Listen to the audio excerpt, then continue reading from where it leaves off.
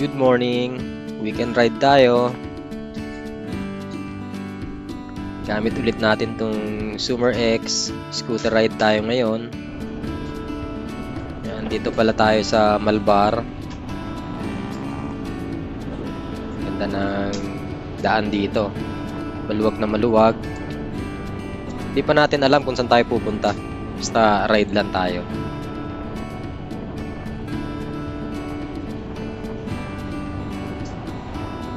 Kailangan natin mag-ride pag weekend.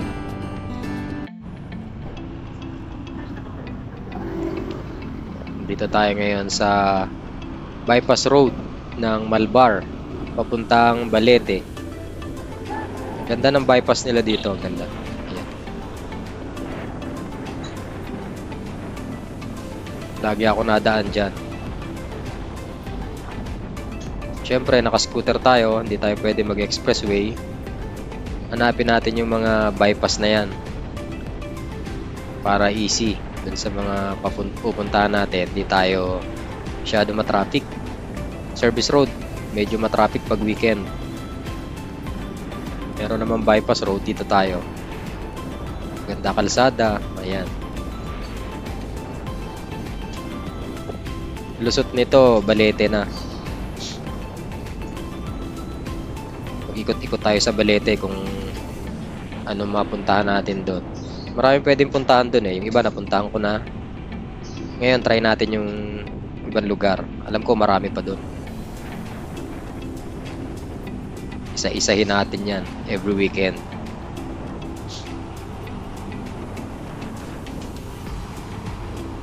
Ayan, pagka mga ride nyo ay papuntang Batangas, tapos scooter ride or hindi pwede sa expressway yung bike natin, dito tayo dadaan sa mga bypass na yan.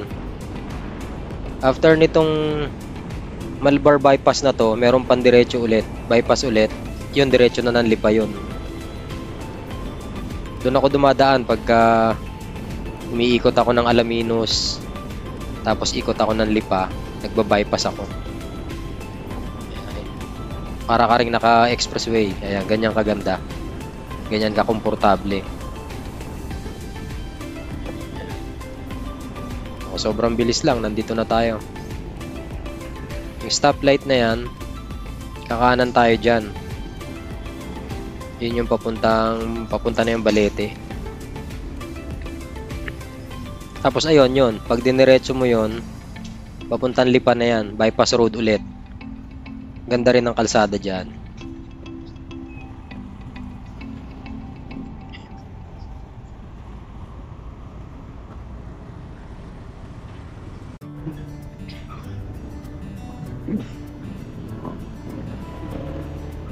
Ayan, kakanan tayo dito. Dito tayo sa pakanan na to. Diretso yan ng yan yung Balete. Balete exit. Andyan yun. Papuntang mataas na kahoy, may daan din dyan.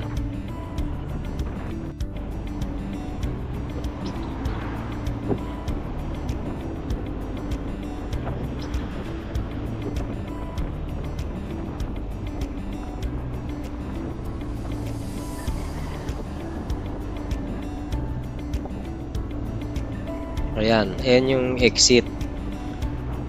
Papuntang Manila. Pagka naka big bike ka, pasok ka lang dyan. Tapos dito sa kabila, pag galing ka naman ng Manila, exit ka ng Balete.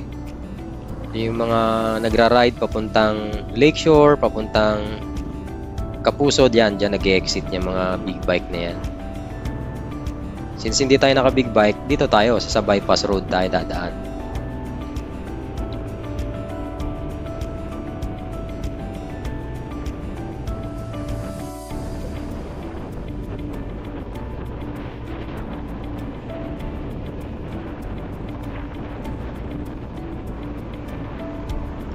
Ayan, ganyan pa kalinis dito sa daan na to dito sa Balete. Ayan, ganda.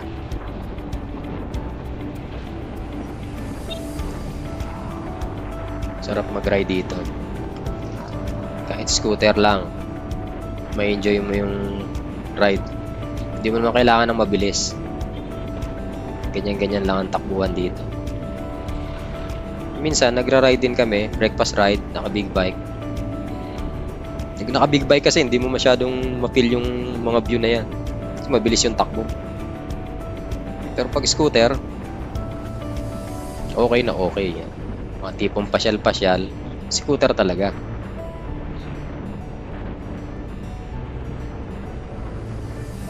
Lalo itong summer, wala namang ibibilis to.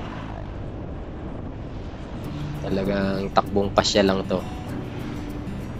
Pero komportable. Sa lahat ng naging scooter ko, ito yung pinakang paborito ko.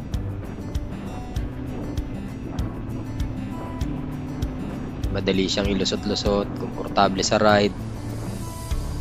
Kahit may angkas ka, kayang-kaya niya. Lagi naman ako merong back ride. Kasama ko lagi si Katrina. Ganda talaga rito.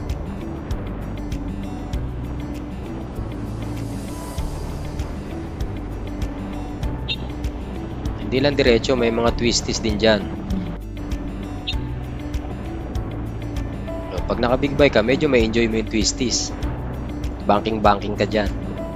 Pero pag scooter, okay na yung ulo lang na banking. Kasi mahirap lumusot dun sa kabila. Baka lumampas ka dun sa kabilang kalsada eh.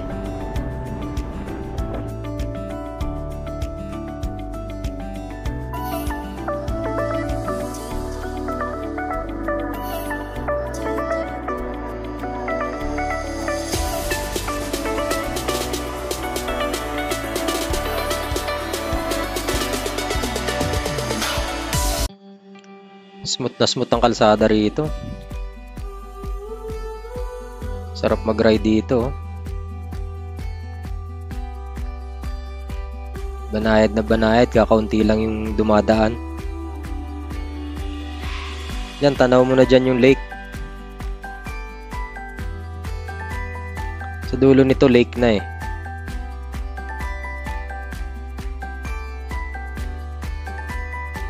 Ito na yung ano.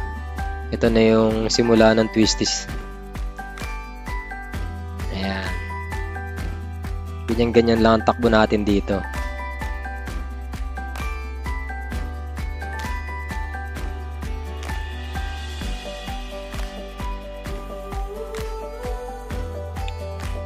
Yung ride natin, di pa natin alam kung saan tayo pupunta.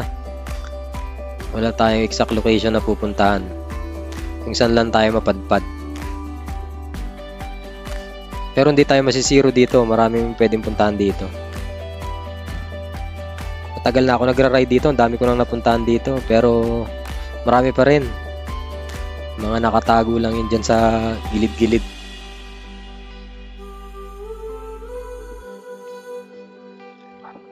Dito may daan din pagpuntang Shercon. Pagka gusto nyo pumunta ng Shercon, mas madali dumaan dito.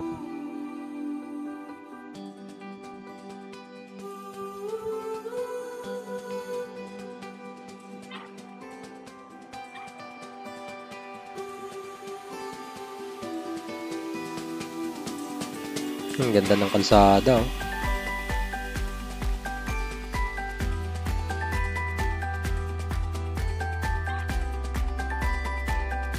Smooth na smooth.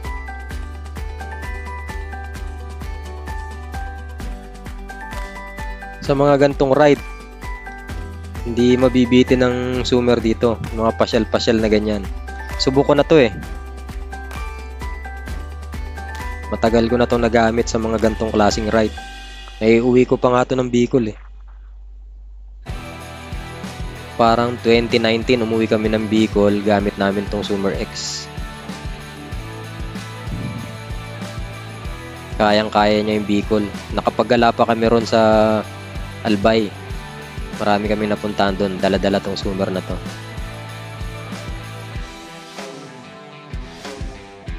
Na-try din namin yung ADB doon, ADB 150 ni Honda. Okay din, maganda rin. Mas komportable yun gamitin. Kaso nga lang, kailangan nating magpalit. Namili tayo kung ano yung ititira nating scooter. Since may Zoomer tayo, tsaka ito yung paborito, yung ADB 150 ang nabenta. Kasi kailangan natin magpalit ng mas malaki. Yun yung pinalitan natin ng KTM Adventure. Kaya kailangan nating i-let go si ADB. Ayan.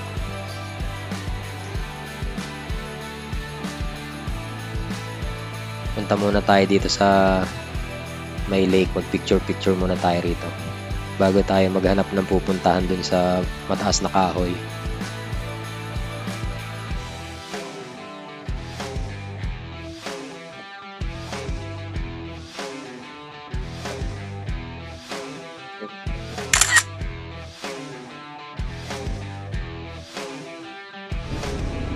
Okay, ride na ulit tayo.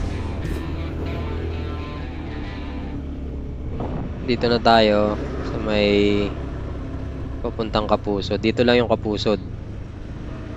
Diyan sa right side na yan, yung may windmill. Pagpasok mo dyan, ayan na yung Kapusod. Madalas namin pinupuntahan yan pag nag-breakfast ride. Ayan. Yan yung Kapusod. Diyan, papasok dyan. Hindi kami pupunta ngayon dyan.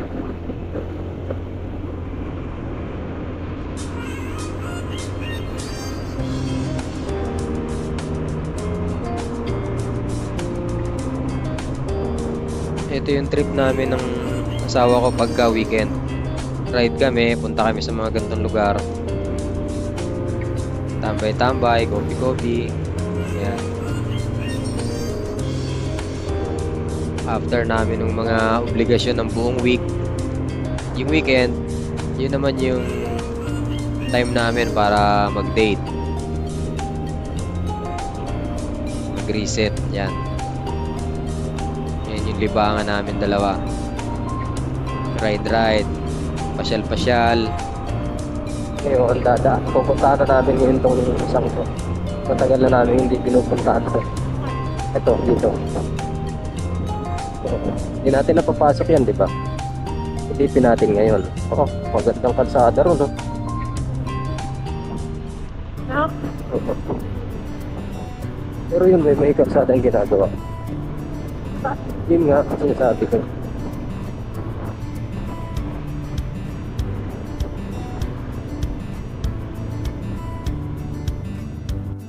So, mali yung nadaanan natin. Wrong turn pala. Okay, balik tayo.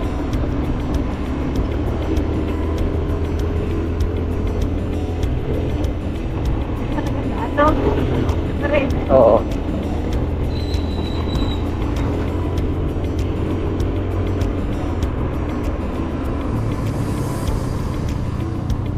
Siguro masarap lomi dito. Paghanap nga tayo, ma-try nga natin. No? Pwede kainin mo yung baon mo, ako lomi.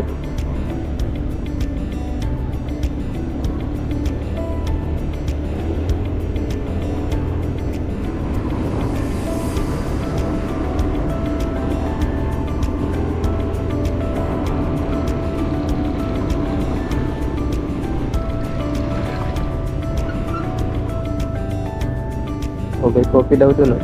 Coffee shop. Saan yun? Ha? Tingnan mo nga kung maganda. Silipin natin.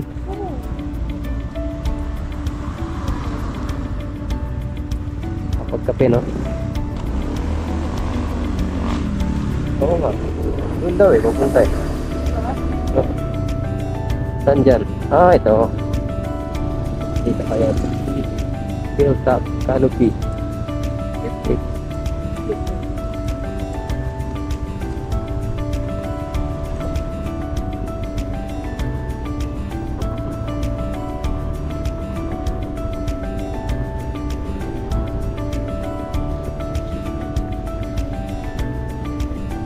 Vacation, no? Saan yan? Pupunta. Yan. Ah, ito. Okay. So, dyan meron. May coffee dyan.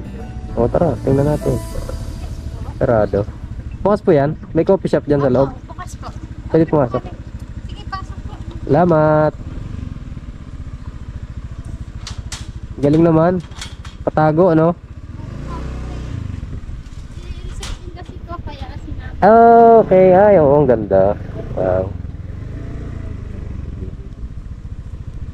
Tama-tama, oh. Mayroong bag. Oo.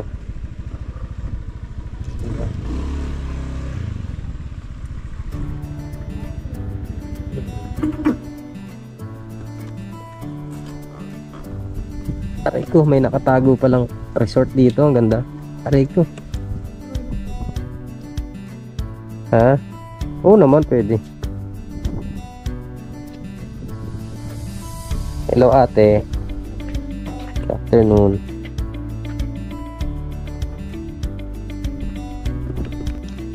Dito nga pala yan sa Hilltop Canopy Staycation. Ayan, search nyo yung page nila. Tapos mag-inquire na rin kayo para malaman nyo yung mga rates dyan. Dito lang yan sa Mataas na Kahoy, Batangas.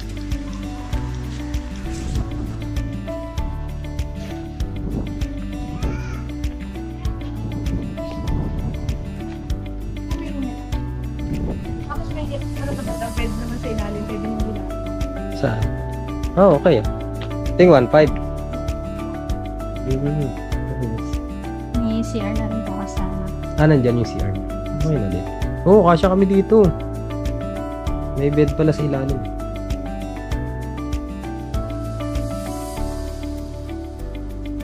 Tapos na yun. Ah, bukod pa yun sa taas? Pang yun yata yung pang 3 to 4, no?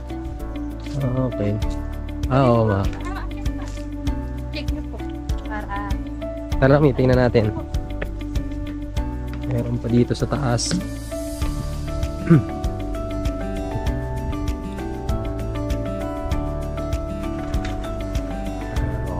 Dalawa yung bed.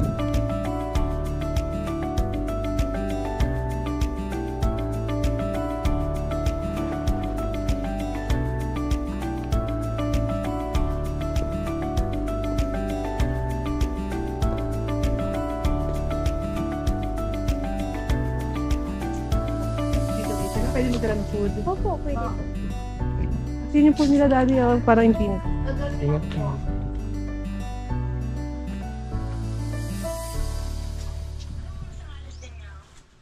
Maya-maya na po. Okay.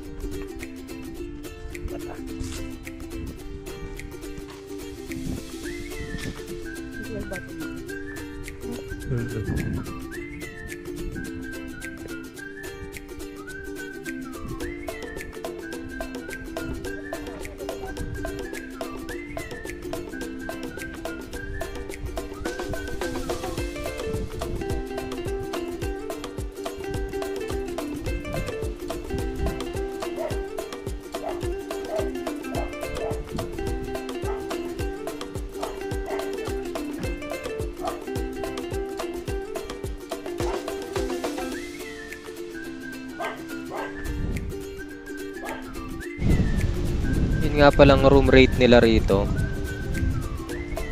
Nag-i-start yung price sa 1.5, 1.2, merong 1.2 per couple. Tapos 1.5, and then 3,000, 4,000 hanggang 6,000. Yung glass na yan, 6,000 daw yan. And then itong isa is 5,000.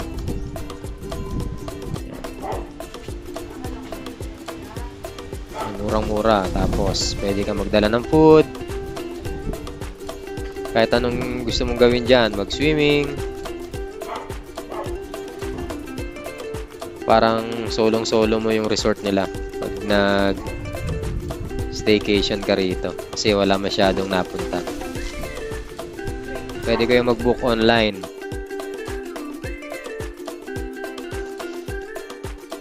Tapos, ayan. Siyempre, may coffee shop sila dyan. Pwede kayong order ng kape, pastries. Ayan, dyan kami. Order muna kami, magkape muna kami. Siyempre, habang nagkakape, tamang kwentuhan lang. Ayan. Kwentuhan, plano, kung ano na naman gagawin next week. Mamaya-maya, papakita ko sa inyo yung view namin dito. Kape-kape muna kami, tapos merienda. Enjoy lang namin yung lugar.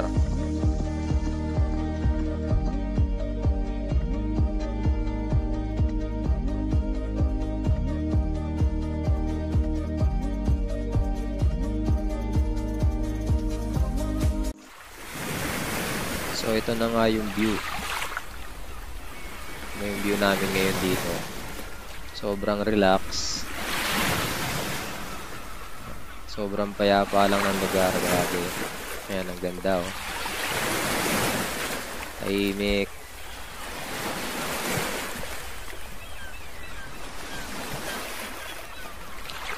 Sobrang nakakaalis ng pagod. Yung mga gantong lugar, yun yung dapat na pinupuntahan.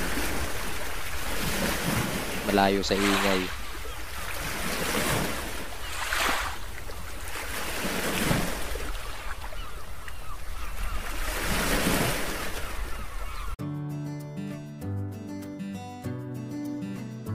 Wala kang mararamdamang stress dito. Sariwa yung hangin. Tahimik. Malamig. Yan. Sarap mag-relax dito. Pahangin ka, magiga-higa ka dyan. Sobrang ganda.